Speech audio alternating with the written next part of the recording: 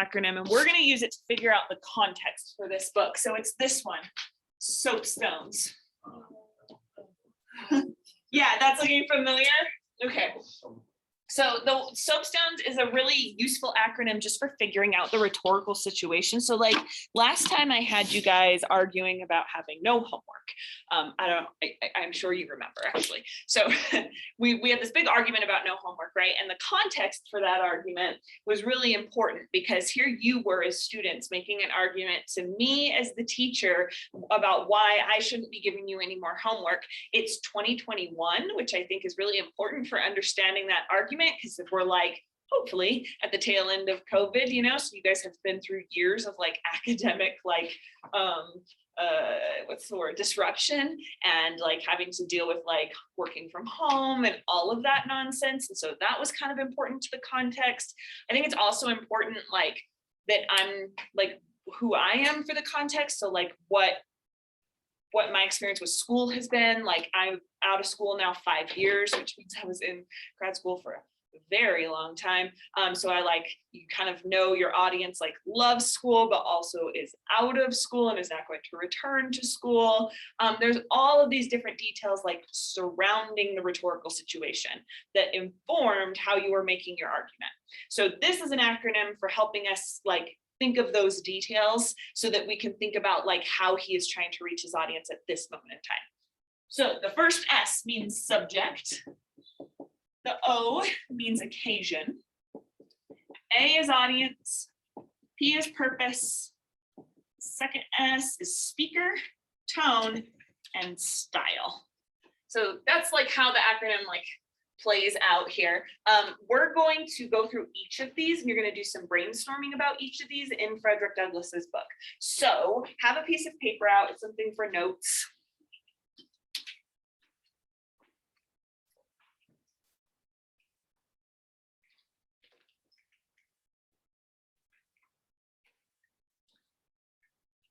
Okay, subject is just like what this book is about. It has way more than just, it's about way more than just slavery. It's about like little small things too. It's about being born and not knowing who your father was. It is about like testimonials about Frederick Douglass. It is about abolition. It's about slave songs. Like there's lots of smaller subjects within it. So I'm gonna give you 1 minute. And you can do this alone or with the people around you, however you want to do it. I'm going to give you 1 minute to just brainstorm all the different subjects in the book. And if you're feeling lost because you didn't do the reading, just pull up the Spark Notes for it and look at all the different subjects that are in that book and get them written down on your notes. Well, not that it's a good substitute, it's just a good study guide, right? All right, go ahead. 1 minute.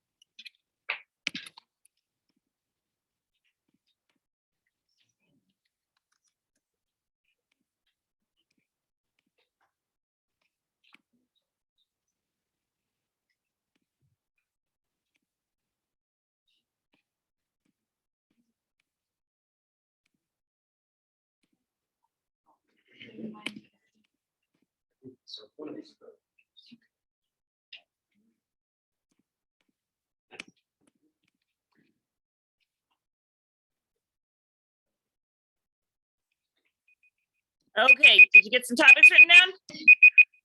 Goes fast. You want 30 more seconds? Yeah. 30 more seconds, write down some subjects. Okay, go.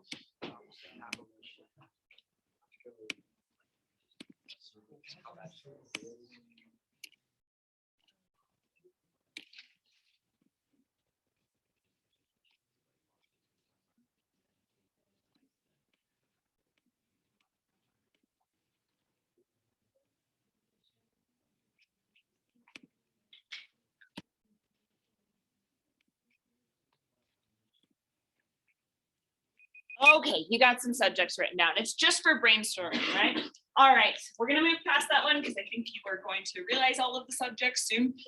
the occasion. What I mean by occasion is the where, the when, and the what. We talked about the what a lot last time. The what is a slave narrative. It's a specific kind of memoir in this genre, and it's got all these different genre characteristics. We went through 10 of them. Do you remember doing this in your notes last time? Yeah, we didn't have. Yeah. We just did an ACT practice. Oh, sorry, that was Friday, the time before that. Yeah. Sorry, that's why it's been so long. But we did do that in here, right? Because I didn't get to that in the class. But we did. Okay, cool. So it's got all of those different characteristics. That's part of the occasion of it. The where is Boston. The when is 1845.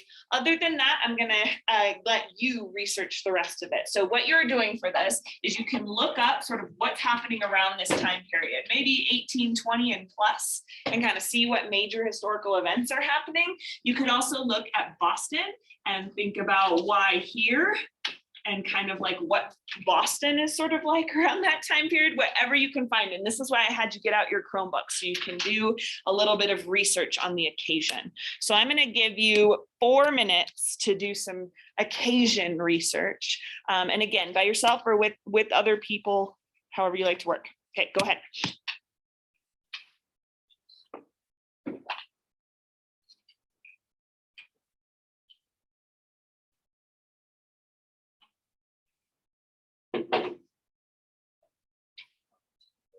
Even if you think it's irrelevant, anything that's going on around the time.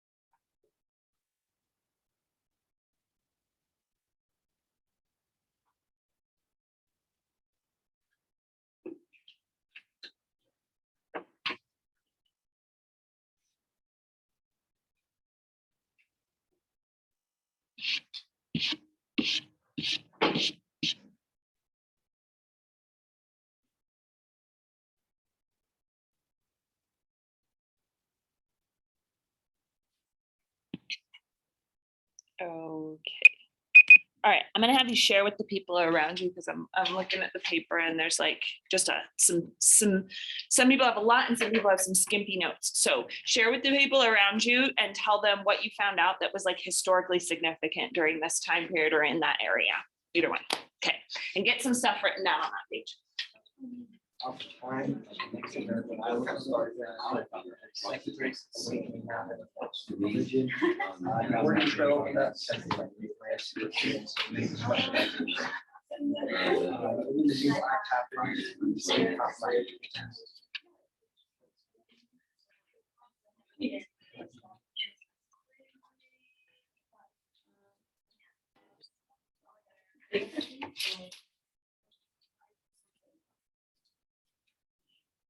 Okay, let me tell you about the specific occasion of this book.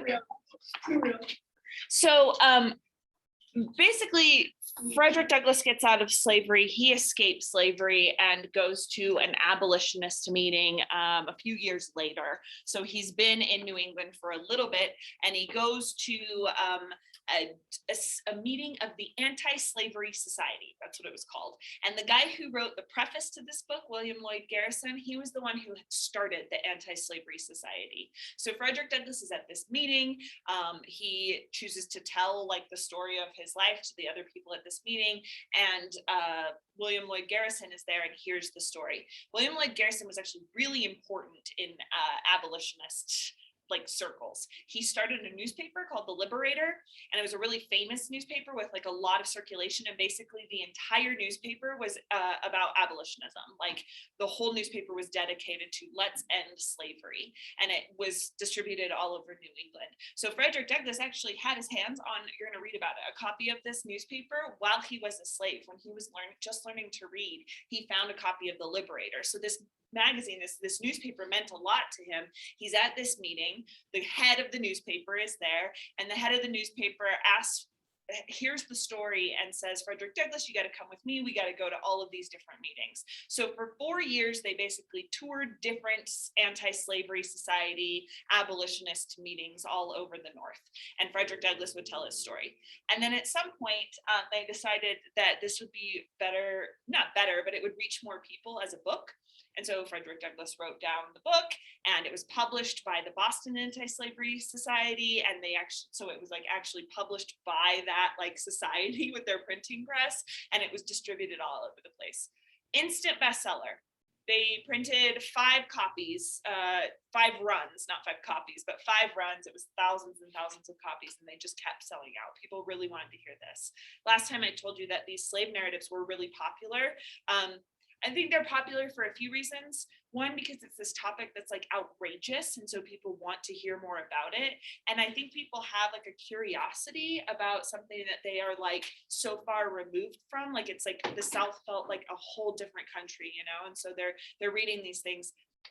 Frederick Douglass, though, in that book, he names names. So the names that you're reading about, like Colonel Lloyd or like Mr. Gore or Mr. Sevier, they're all real people. And Frederick Douglass is an escaped slave. So technically, him living in the North and naming these places and saying, this is the plantation where I was employed when I escaped slavery, the people from the South could come back up into the North, kidnap him, and take him back to the South. And I use kidnap because that's what it is, but like it would have been perfectly legal for them to do so. So by saying like, I'm a fugitive slave, here are who my slave masters were, he's putting himself at huge risk. So the Anti-Slavery Society ships him to England to hang out there. And in England, they abolished slave trade or slavery in 1830, around there. And so he's like really popular in England. He becomes this, like, they like really adopt him, and like he's like a hero in England. And while he's there, even though he's making a bunch of money off of his book and it's really successful, a couple friends in England pay his slave master and buy his freedom for him. So then once that happens, he can come back to America. So he spends 2 years in England, comes back to America, Now he's wealthy and doing well, and he starts his own newspaper, which is kind of like William Lloyd Garrison's not super stoked about that because it's like it's a competing newspaper now. But so there was like a little bit of contention there. They remained friends, but Frederick Douglass's newspaper was called the North Star, which is like such a cool name for a paper about abolition. That's because the escaped slave would follow the North Star to make their way to the North, right? So the paper's called the North Star, and Frederick Douglass focused on publishing Black voices. The Liberator was mostly white people publishing like arguments against slavery, but Frederick Douglass wanted more like personal accounts. He published a lot of poetry from Black authors. He published like a lot of experiences of ex-slaves and so on. So there was room for both of them, and in circulation they ended up being friends again. But yeah, so he was very successful from there on out, like writing and giving speeches, and he became a politician and so on. So that's kind of the occasion. What other like major historical events though did you find out about in your research? What should we know about this time period, Jack? The annexation of the Texas. Yeah, good. You've got the Mexican-American War, which we read about with Thoreau and civil disobedience, right? And we've got the annexation then of Texas, yeah? The Great New York City fire. Oh, I don't know about this. Tell me about it. I didn't read about it, just said it. Put it down. I don't know about that. Sounds interesting though. Good. Anything else? It was 1845, that fire? Yeah, Kaylee? The potato famine. You have a ton of increased immigration in this time period. Yeah. It's real. Tell me about the Missouri Compromise. It's been a while since we've been in U.S. history. Pretty much, they said Missouri was a slave state and Maine was a free state, and because they did that, it prohibited slavery and Maine received purchase. Got it. So they're trying to maintain this balance between slave states and not slave states, and you've got Texas entering the Union as a slave state, correct? And then yes, of course, because of June. Anyway, so you've got Texas entering as a slave state, so then you're like negotiating which states can be slave states and which states can't be, because you have to maintain this balance because they don't want the Union to break apart. Kevin? Oh, awesome. You've got Poe and Gothic literature then that is thriving in this time period. Everyone's loving Gothic literature. It's like the Stranger Things of its era. Yeah. So this isn't really a major event, but I thought it was kind of interesting that David Thoreau began living in isolation. In 1845? Oh, wow. I didn't realize that was the exact date of it. Got walled in pond. Yeah, so this has also been the time period of transcendentalism, right? We don't want to get away from that. But yeah, that's a big like movement going on in this time period. And along with that, then you also have the Second Great Awakening happening, lots of new Methodist churches, and then you also have westward expansion happening. You have the railroad being finished, and so people going into the west. So this is the time period of like whenever you think of like cowboy movies and like Wild Wild West, like that's this time period. Okay, I think this kind of covers it. This gives us a sense of sort of what's going on in the country at the time. Let's think about audience now. So I'm going to give you 2 minutes. This time I do want you to talk to people. So talk to people next to you. I'm going to give you 2 minutes to speculate about who you think the audience would be for this book. So this is based on the time period and based on what you know about the book so far. Who do you think the audience is going to be? And you're going to try and get as detailed as you can about their values and what they care about and, gender, race, all of that. Okay, go ahead. Talk.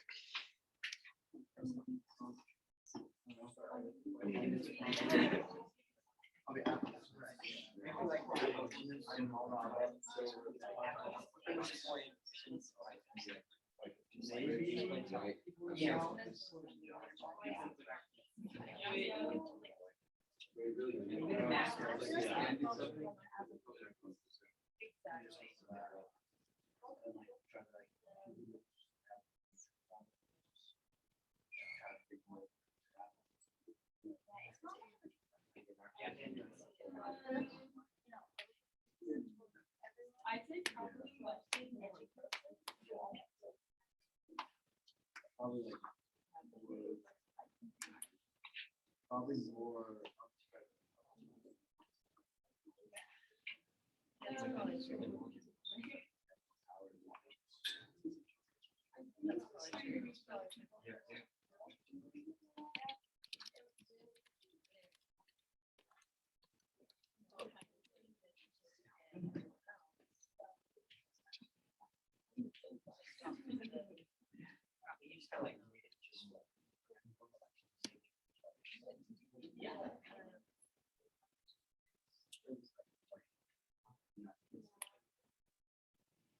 And get lots of it written down in your notes.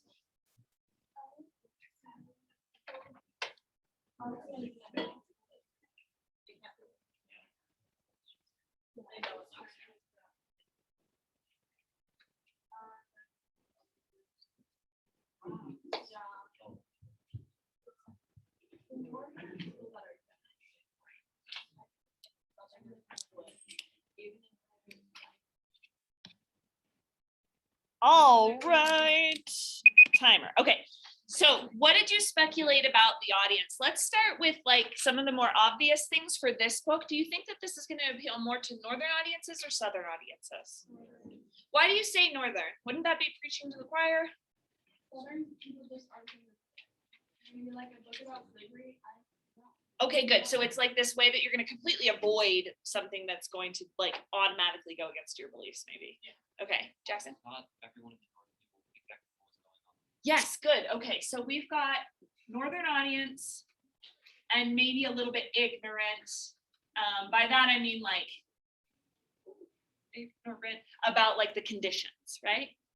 Dash? Oh, I was just gonna say. Yeah, okay, so it's like, it's not necessarily preaching to the choir. It's not only meant for like strident active abolitionists, right? But it's probably meant for people who lean more towards being anti-slavery than being pro-slavery. JJ? I think it was towards abolition movement, because maybe give them inside information of what it was actually like to better. Okay, good. So I'm going to say abolitionist movement inclined, and it provides them with ammunition for their arguments. This is how political books work. I think most often, I think it's a rare person who picks up a political book from the opposite side of what they were already thinking, you know? Normally we pick up books that are probably more inclined to what we were already thinking and valuing, and then we learn how to make those arguments, you know, and we learn like, we get more facts that back up our own point of view. And it does feel like Frederick Douglass is doing that a little. Yeah, White people, okay, good. Why do you say that instead of black people? because they're the ones who are gonna support the cause more of like with money or being able to talk to higher powers. Okay, good. So part of that is because they are the one in power, and that includes in the North, right? Katie? I think that could be like, I bet for sure literacy rates are a lot lower. And part of that is because it was illegal to teach slaves how to read and write. So anyone who had escaped slavery, if they learned to read and write, this is not in every state, but in the majority of states in the South, it was illegal to teach them. So if they did escape slavery from, let's say, Mississippi, Alabama, Arkansas, I think Tennessee allowed. It wasn't illegal technically. Anyway, if they escaped all those places, then yeah, unless they had like somehow taught themselves to read, there's a chance that there's going to be higher illiteracy rates, right? So you probably have a chance that like a white audience is going to have that formal education more. They're going to have the money and the power more than a black audience would.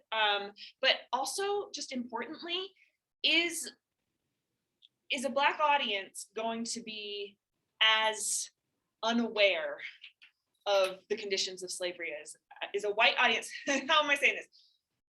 Let me just, instead of asking the question, black people in the North are going to be way more aware of what slavery was like than white people in the North at the time. They're going to have family members, they're going to have like connections, they're going to meet people who are moving north and like talking to them, and they're going to be like existing in those communities, right? So I think you are definitely right. I think this is for probably white people who don't have those connections to the South the way black people in the North might have.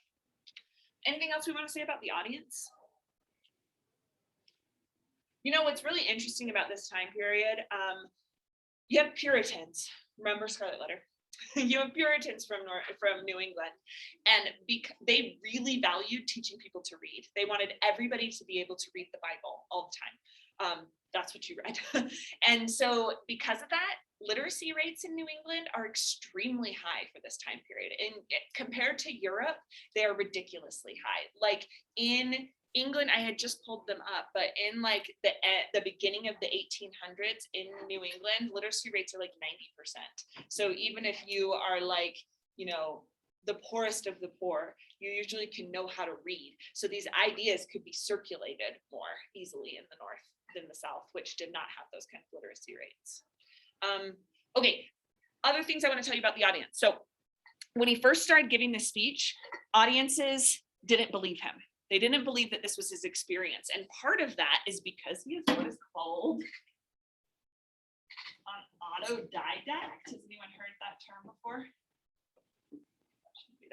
Autodidact means you're self-taught. So if you're autodidactic, it means that you are like inclined to teach yourself things. Frederick Douglass's entire 100%, 99.7% autodidactic, because we have one slave master who taught him the ABCs. And from there, he taught himself how to read. He would trick little boys in the street, you're gonna read about it, to teach them their lessons. He'd give them like bread and they would teach them their reading lessons. And like he learned how to read on his own. And you look at this book, he's 27, 28 at the time. I couldn't write that book. I have had lots of education, too much, some would say, education, and I could not write as well as Frederick Douglass. No way. So people listened to him speak and were really skeptical that this was his actual experience. They were skeptical of two things. One, that you were actually a slave and that like a slave could rise so high. And two, that you actually wrote this, or maybe somebody else wrote it for you. I mean, stemming in racism, but also stemming in this fact that he's a slave. So because of that, you have these testimonials at the beginning that is solely for the audience. The preface in the letter, we talked about this last time, but it is just like, he's my buddy, trust him, you know? And then you've got audiences who also, and this is so steeped in racism, they were trying to demand that Frederick Douglass only tell his story, the truth that happened to him, just the facts and nothing but the facts. And whenever he would start to like talk about religion or philosophy or any other kind of like critical thought, they'd be like, no, we just want to hear about your experience. We will do that other stuff. So this is abolitionists listening to his story that are like, you know, kind of stay in your lane, talk about your experiences. We will make the bigger arguments. And what's so cool about Frederick Douglass is like, he does not listen to them at all. Like any critics, Frederick Douglass is ready to like go up against, and you'll read in the book, physically and otherwise. So he's like, no, I'm going to talk about all this stuff. So when you read this book, you're going to read a lot about his thoughts on just like how the world works and like more kind of like bigger philosophical problems than just what he experienced. So that's some stuff about the audience we need to know. Okay. Last one we're going to do is purpose. So the purpose is, what is he trying to achieve? And you've read only the first 2 chapters, so you won't have like a full answer here, but just take 1 minute and write down, what do you think he's trying to achieve with this book? Okay, go ahead. You can start with, he wants to end slavery, but then move from there.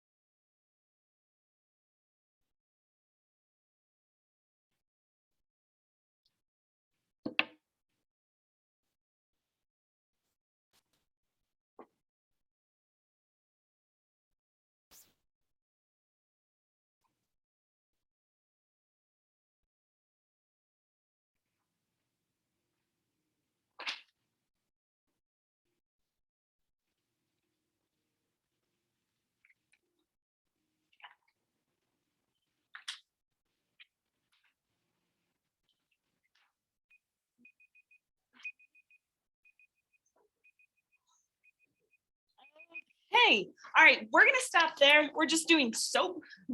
Because once we get down into this, I think we start to get into spoilers. And if you haven't heard Frederick Douglass's stories before, it's very cool to hear it from his point of view.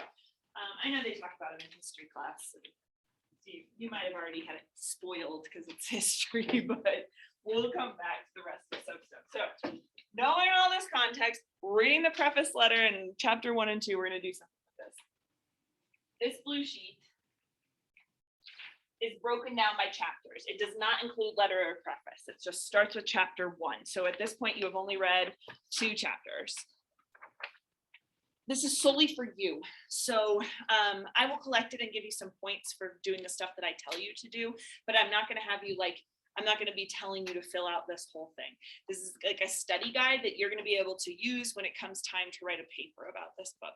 And it's gonna break things down for you. So these chapters, there's still some stuff that I'm going to tell you to do. So these chapters are named just numbers. They're Roman numerals, but they're numbers. You'll just have to trust me on that. And so he doesn't give it a specific name for each chapter. And yet he's decided to break his life into chapters. He didn't have to make that decision. He could have just told the whole thing as one continuous story. But what you'll notice is that each chapter kind of has its own little argument in it. You could probably wrap up the whole argument in each chapter with a sentence or 2.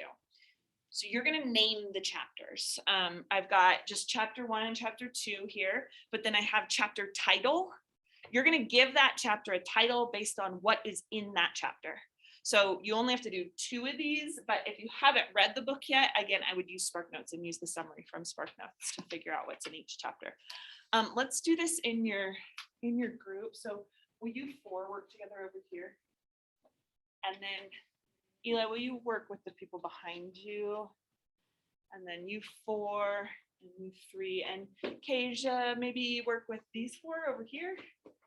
Okay, cool. So you guys together are coming up with a title for chapter 1, a title for chapter 2. Take about 5-10 minutes to do that. 5 minutes should be good.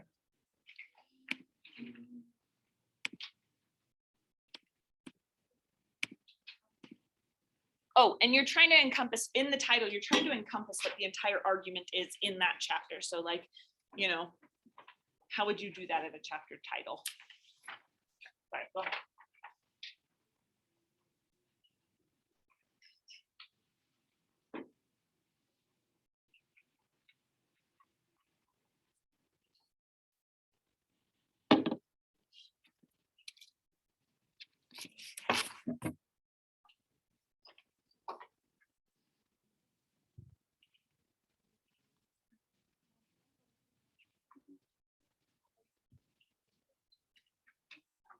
Oh, you know what would work? It's like you 3 here, and then you 3 up there. Okay.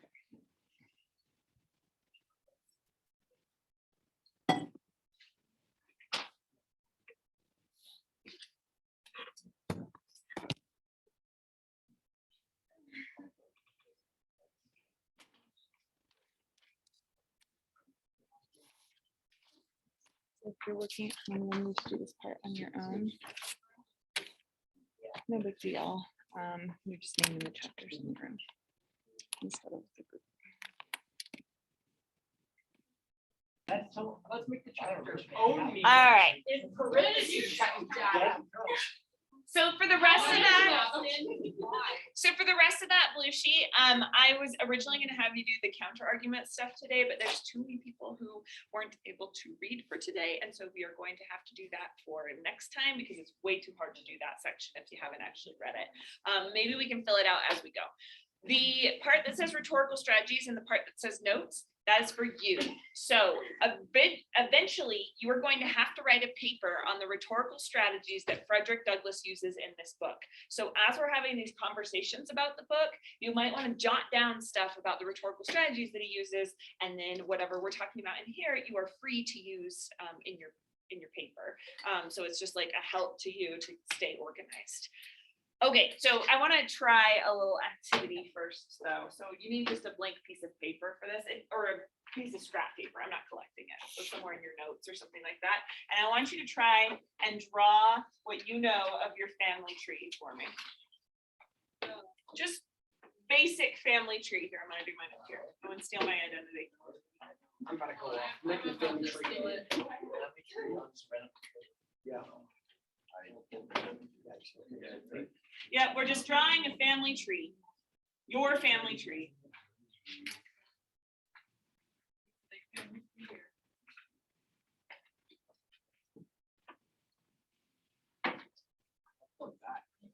As far as you can.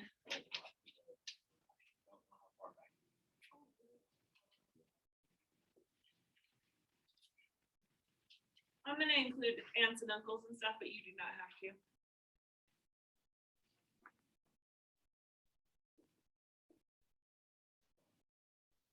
I started too high.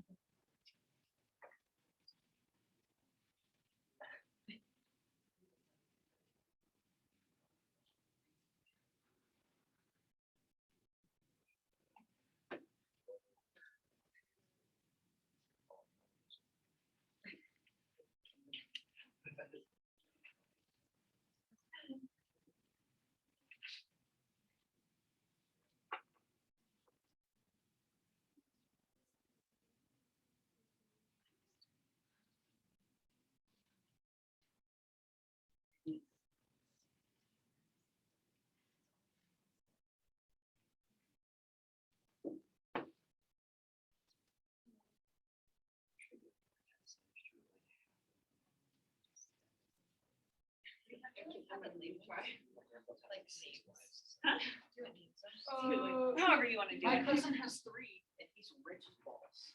Excuse me? No, did you know, when you're driving up, that like barren country pyramid street, there's those 3 houses that are the same. No, but Well, I'll take there's your 3 word for houses that it. look exactly the same, and there's a house for each wife. Wait, like he's married the 3 of them at the same time? Huh? Like at the same time? Or Like was you're it- like, Yeah. they're all alive. Oh, Oh. I meant like my grandpa's been divorced 5 times. He's also super rich, so there's been a couple of gold diggers here and there, but. Fun. I don't know how to draw family trees. Gotta respect the hustle. They got the power of straight.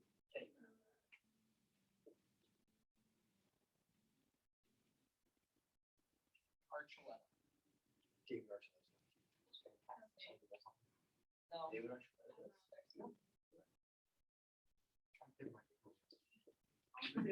I was thinking Josh. Josh Groban. Let's see. How do you mix up Josh Groban and David Archuleta? I'm not very smart, that's how.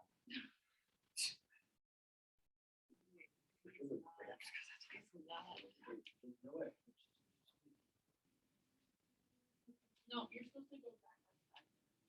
5 generations. However many you can do is fine.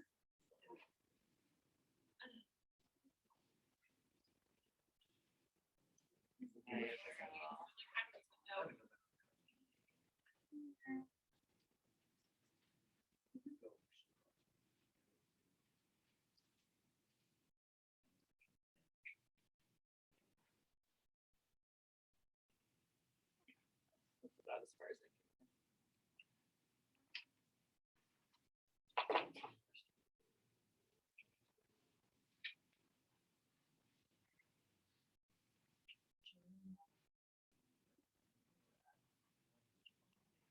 I'm gonna give you 2 more minutes for your family tree. That's a fantastic. How far can you guys go back? Do you guys know your like the names of your great grandparents? I know my. I know my great- great. I do, because Great grandma. 2 of them are still alive. I can go back. So what's that about? Here too. One. I can go back great grandparents on one side, but the other one, I don't know. One of them's Oliver. But. So I know. I got 4 How's my grades. family? I don't know anything. I know my grandpa. And then I know his dad.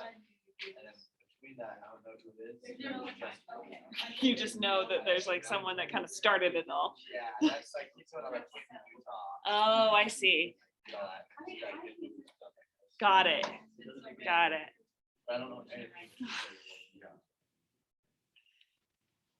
At some point, my family says we're related to both Robert E. Lee and Ulysses S. Grant. I don't believe it, but How would that work? somewhere along the lines, their kids got married. I don't know.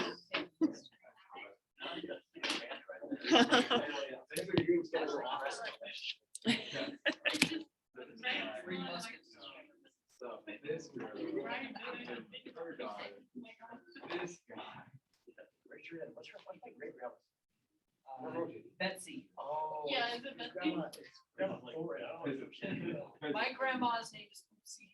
That's a nice name. Grandma Lucy. That was up. Oh, She's, guess how tall she is? 5'5", 4'1". 4'7". Oh, Grandma Boopsie's 4'7". So tight. Does your whole family call her Grandma Boopsie? Yep. Oh my gosh, that is too Does cute. she like it? Did she come up with it? or like- No, we just start calling her. It just catches on. That's the thing. You got to decide really young, like what you're going to be called as a grandparent, or like you have no control. My grandma, we did a random name generator for grandma and grandpa's. I don't even know if I want to tell you this. We called grandpa Pop Pop and we called grandma Booby. So similar to Boopsie, but it just, I don't know, it was a name generator. It said some people call their grandparents that. So when like my sister came home from her mission, my parents came home from their mission, my sister made this giant sign that said like, "Welcome home, Booby." I really like it. Okay, so whatever you got of your family history, I think that'll work for my purposes here. So what I want to know is like, why do you guys think, so we live in a culture, I don't know if you were aware, but we live in a culture that's very interested in family history. I bet a lot of you have grandparents that is the only thing that they ever want to talk about. Is that true? I do, at least. They come in the door and they're like, let me tell you about, what I found in my family history. Now, there's obviously a religious reason for that in this community, but there is also, it's more than just the religious reason, like that people want to keep track of their family history, right? What do you think that is about? Like, why do we care so much about it? Katie? Okay, good. Yeah, so like if there's any sort of genetic things in your background that you need to keep track of, like I want to keep track of if there's histories of certain cancers in my family so that I can always be aware of that. I think that's a huge, really important thing. Yeah. And it's something that like people who are adopted kind of struggle with that, I feel like in this day and age, there's so much about like learning about yourself from like behavior tests and personality tests, and your family can tell you a lot about who you are and what your interests are, because they like. Yeah, so it's like that could either be cultural or it could be genetic, that there's something like that's passed down that you can kind of explain who you are.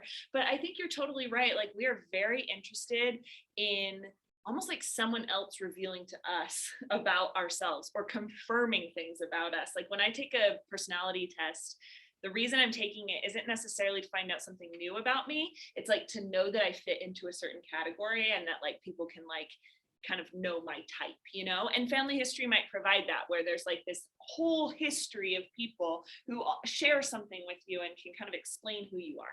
Got it? Oh, and that like, I don't remember. I was the architect, whatever the architect was. Oh yeah. It's the one where we're like the evil villains. Yeah. Yeah. Yeah, I just remember that it was the same as like the worst person in Game of Thrones, and I was like, oh yeah, that's me. Okay. Yeah, it's Voldemort's personality. It made me feel bad, but I actually thought it was awesome. Anyway, yeah, so I think it's like similar to that. Explain sort of ourselves to ourselves. What might be some other reasons for knowing about your family history, Keelan? Okay, good. So like you learn more about your cultural heritage and like can kind of borrow stuff that you want to apply to it.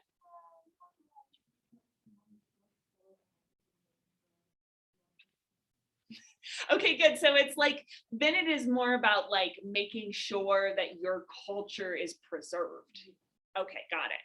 Anything else that we do with our family history that you think might be important? I mean, your grandparents aren't necessarily looking for genetic problems anymore, or even things that are explaining themselves. And yet it's old people who always want to do all the family history. They want to share with us because we Yeah. don't know those people that they knew. Yeah. And think about how if they're wanting to share the past with you, to me, that feels also like them kind of sharing the present with you too. Like, I think there's something about getting older where you're thinking about how to preserve your own legacy. And so you're preserving the people of the past to show like an example of like, this is how we pass down the past. I think like with Kaylee, this kind of works too, your comment. It's like, let's show the younger generations that we prioritize this. And it's kind of a way of showing them like, hey, care about me when I die too. Maybe keep track of the things that I do too. Yeah. This is kind of weird, but you know, like how family history, your ancestors like journals and journal entries and stuff. Do you guys really think about like what if my great grandchildren whatever? Yes, all the time. So is that just me? Are we comfortable with that? I don't know. Yeah. My friend just like last year burned all of her journals because she was like, oh yeah, turns out I do not want anyone reading this. Yeah, it can be rough. Yeah, they were always so eloquent. It was like, my dearest Eliza, like, like so nice, the language, and mine's just like a list of boys that I thought loved me or a list of boys that I loved, Okay, so the reason I bring this up, I think there's a lot of importance to family history. I think it's like a way of like explaining who you are and finding answers about yourself through your past. And people like to research the past so that they have this connection. I think there's also, does anyone have like famous people in their family line that they know about? Yeah, who do you have? My great uncle starts with me. Ooh, yeah, famous stuff. So I'm descended from the guy that they think was the actual Robin. Whoa, that's a cool one. I'm trying to think of who my grandparents have told me I'm related to. I can't remember. Yeah. I'm related to one of King Henry VIII's wives. I can't remember which one. Oh, that'd be cool to find out which one because they all have things that made them awesome. I remember my great uncle was. You guys read that book? Unbroken?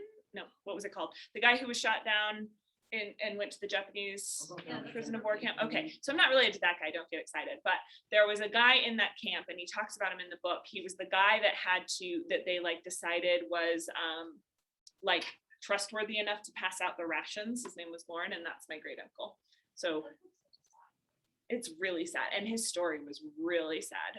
But my great uncle survived and came back, and we all knew him and everything.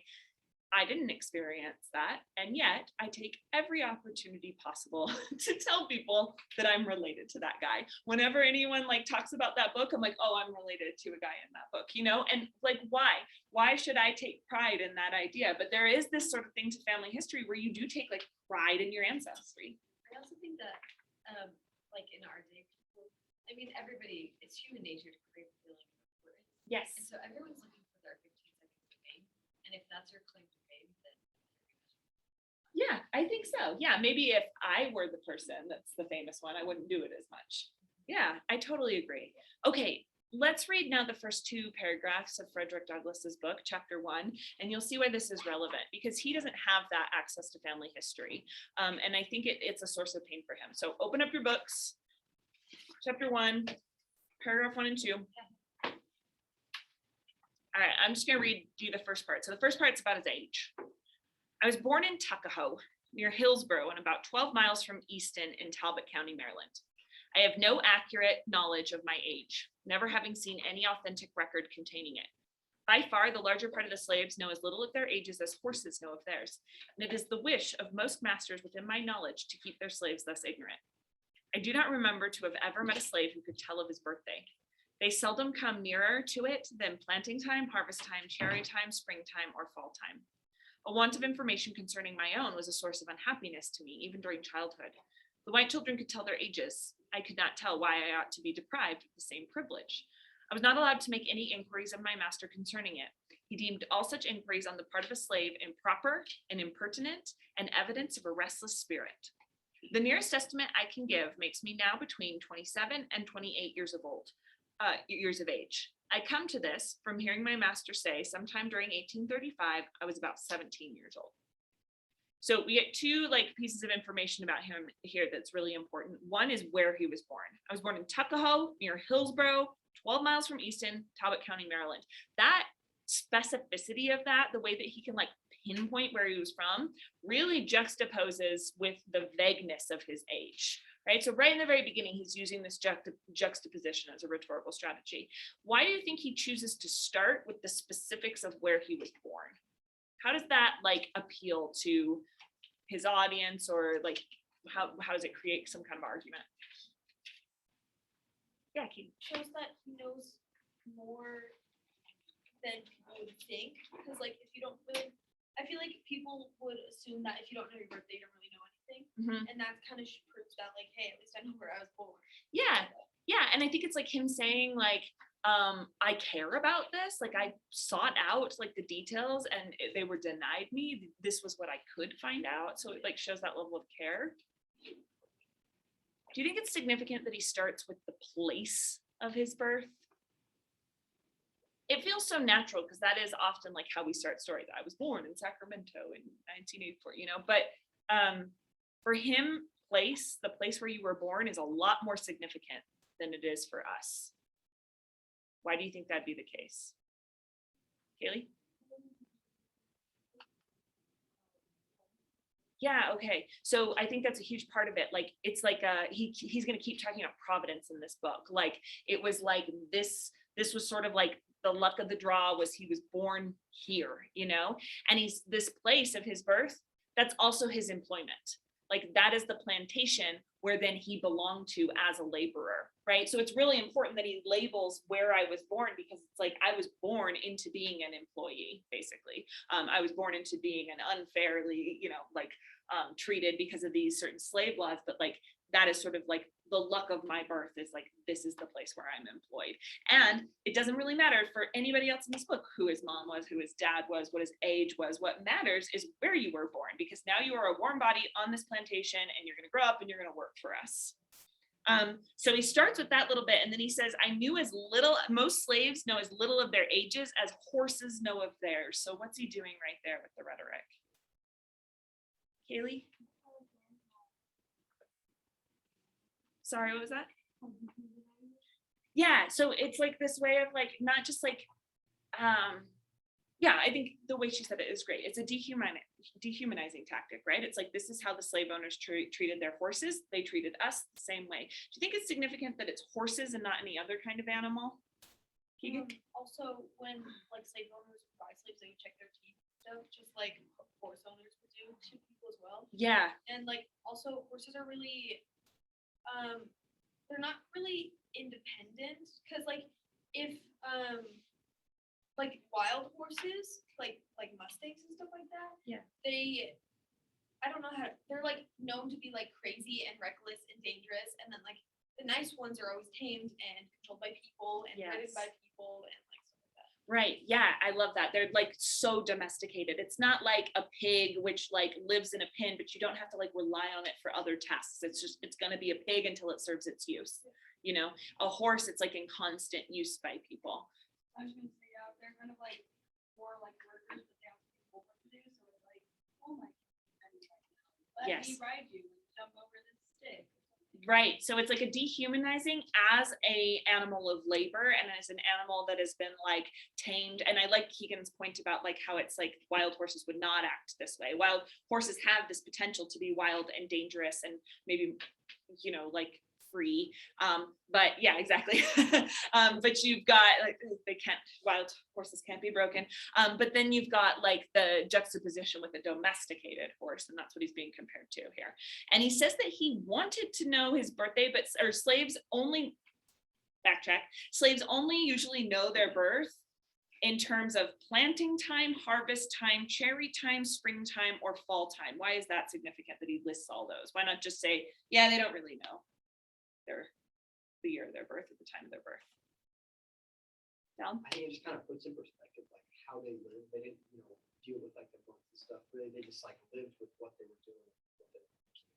Okay, good. Yeah. So it's like related to work, right? And I don't mean, some of my analogies here, it's going to sound like I'm like trivializing it. And I don't mean to do that, but like think about if you were only be able to tell time based on where you worked. Like you work at Arctic Circle and it's milkshake making time, it's drink pouring time, it's refill the salt time. Like that is so dehumanizing, right? Like the only thing you are good for is as like a laborer. So yeah, it's like the harvesting like schedule. And this is a huge source of unhappiness to him. And he says, even during childhood, he points out, this was a source of unhappiness to me, even during childhood. Why do you think that would be important for how we see him as a person? Because I think he's establishing his credibility, his trustworthiness here at the beginning. Well, he like uses his own brain, I guess, to like figure out that like this is wrong. Yes. Not just like when he gets as a free slave and he like talks to white people and they're like, you don't know when you're born. Like he knew it was wrong from when he was a kid. Yes, absolutely. So on that blue sheet, I have a section for counter arguments. This is one of the counter arguments that he is addressing. There's this idea in the North at the time, or in the South too, just like all over America at the time, there's this idea that they don't know any better. You know, they're born into slavery. They are, taken care of in a certain way. Yes, they are missing out on certain aspects of life that we enjoy in the North, but like they're pretty content. And lots of like racist media at the time depicts this. I mean, think of like, I don't know. I don't want to. It's Song of the South. If you've ever heard of that movie, the Zippity Doo Dah song, like it depicts this idea of somebody like they don't know any better, and so this is the life that they are happy with. And he's pointing out that even during childhood, and he uses that phrase, even during childhood, I was aware that this was something that was like denied me, and that this was unfair, and that white kids knew their ages, and I didn't know my age. When you think about age, it is really significant. Like, I can explain so much about myself because I was born in 1984. Like that has made so much of a difference to my life. And like, there's all sorts of ways of thinking about age and like, your cohort of people, or I know you guys are like into astrology, right? Like that makes a difference with your age. Is that right? Was I putting? Okay. So like all of these different ways that one of the very first things that you own in this world, in fact, probably the first thing that you own is your age. And it's before you get a name, before you get before you know who your parents are, all of that. You're born into this world, then you have an age, and he has denied that like very basic first piece of ownership. And he says that he asked about it, and that he was deemed improper and impertinent. What does the word improper mean? Not proper, yes. Proper is like about manners, right? It's like something like kind of trivial, like it's just like, oh, I don't put my elbows on the table and I know which fork to use and so on. Do you know what impertinent means? Not pertinent.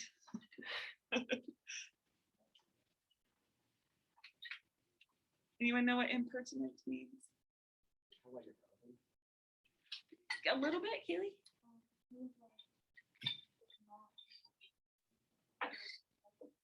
Yes, it's like not knowing your place, and so you're not being respectful to hierarchies. So he wants to know this very basic thing. I just want to know my age. And the slave master is like, that's improper and impertinent, almost like that's not done, and doesn't understand the significance of it either. And he says it's evidence of his restless spirit. And I love that phrase because like, I feel like restless spirit in other contexts would be something you're proud of. You're like, I've got a restless spirit. Anyone in here feel like they have a restless spirit? I wish I did. I'm more of a homebody, but I do think having a restless spirit sounds like a good thing. And I think Frederick Douglass is using it as a good thing, but the slave master is using it as this huge negative thing. Okay, so this is the first part. Second part of this intro. My mother was named Harriet Bailey. She was the daughter of Isaac and Betsy Bailey, both colored and quite dark. My mother was of a darker complexion than either my grandmother or grandfather. My father was a white man. He was admitted to be such by all I ever heard speak of my parentage. The opinion was also whispered that my master was my father, but the correctness of this opinion, I know nothing. The means of knowing was withheld from me. My mother and I were separated when I was but an infant, before I knew her as my mother. It is a common custom in the part of Maryland from which I ran away to part children from their mothers at a very early age. Frequently, before the child has reached its 12th month, its mother is taken from it and hired out on some farm a considerable distance off, and the child is placed under the care of an old woman, too old for field labor. For what this separation is done, I do not know, unless it be to hinder the development of the child's affection towards its mother and to blunt and destroy the natural affection of the mother for the child. This is the inevitable result. All right, so what I want you to do is I want you to think back to our conversation about why family trees are important to people. Frederick Douglass is like denied whole half of his family tree. He knows his mother's side a couple generations back, but his father's side, it's a blank for him. And he can do all this research. They still have never found out if Frederick Douglass's master was his actual father. It's like 90% sure that it was, but they're not totally certain. So think about the purpose, and I want you to talk with the people next to you for a minute here about why you think he's dwelling so much on this idea of parentage right at the very beginning. What's he trying to suggest about his life? Okay, talk for a minute about that.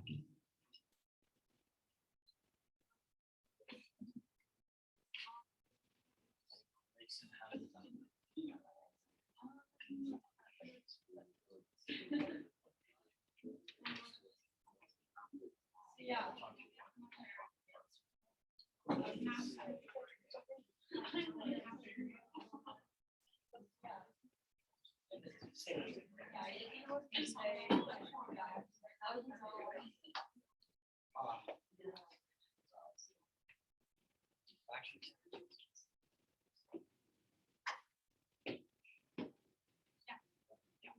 I agree.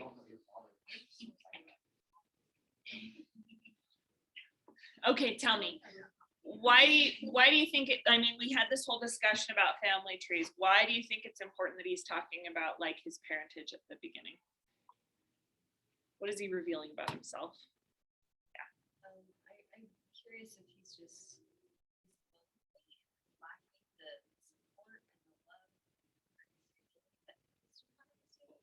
Yes, I think absolutely. Yeah. You're going to see at the end that he returns to this idea of family and how he talks about it. And like throughout, while you're reading it, think about like the ways he talks about family. He's constantly talking about this loss of family and how this has uprooted him and he doesn't have those connections anymore.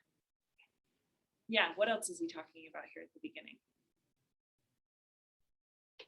What else is he revealing about himself? Okay. We talked about, oh yeah, Dash. So it almost kind of shows that he doesn't really know. He doesn't know how to. He doesn't truly know who. Yes. Okay, good. So if we're using the family tree, like we use a personality test to be able to sort of like explain our own stories, he doesn't get that. He doesn't get to like look back on who his father was and who his mother was and like have it explain stuff about the way that he's behaving now. He never gets to really know his mother. He has no idea who his father is. And so he doesn't get that like sense of like stability in terms of just like knowing yourself. There's so much we get from our parents' stories and the way that they raised us that like have informed who we are now and help us explain ourselves to ourselves. And he doesn't get any of that. He has to like just go it alone. Anything else at the beginning of this that he reveals about himself or the condition of being a slave? We were talking about like people having famous people in your background and taking like pride in that. So if he doesn't know who his father was, what does that mean is denied to him? Doesn't get like that pride and that.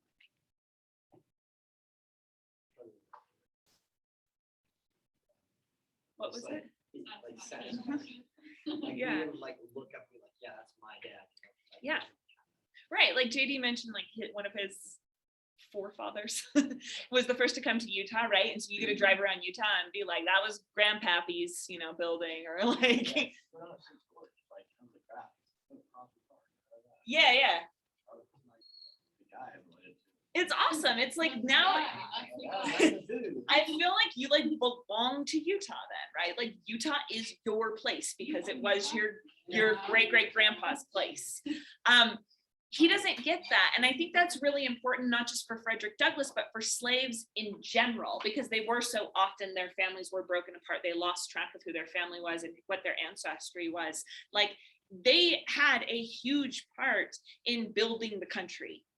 Slaves built the White House, right? Like they had a huge part in building the country, and yet they can't track that. It's not like the things that they built have their forefathers' names on them and they can say, yes, this is like a part of us. And so it's like, because his father was denied to him and because his mother was taken away so fast, he doesn't get that pride in lineage that we all kind of, not all of us do that, because some of our parents and grandparents on back were just rotten. I know that, but that a lot of us do, you know? So he talks about this. The other thing that is important to point out here is that if his master is his father, then there's something very dark that he is not saying outright here. If you have a child with your slave, there is no such thing as consent there, right? Because of the power dynamics. And we're going to read about slave masters who did this intentionally because they couldn't afford to buy new slaves. So there's a way of like, you get more slaves if Frederick Douglass is his master's child. Does that make sense? What I'm saying really blatantly, or really like kind of subtly, is that if his master was his father, then his mother was raped by his father. And so there's like this real darkness right at the very beginning of this story, and he doesn't know the truth of it. And so he doesn't know how to like relate to the world around him. So you're going to keep reading. You're going to read chapter 3 through chapter 6. It's actually really short for next time. I think it's 12 pages. So again, if you want to do annotations, you can. If you want to just do the prompts next time, you can do that instead. While you're looking for this, we've been thinking about logos, ethos, pathos. For this next section, you're going to be thinking about different like language things that he is doing in order to be persuasive. So think about like how he's using rhetoric here to reach his audience. Okay, any questions?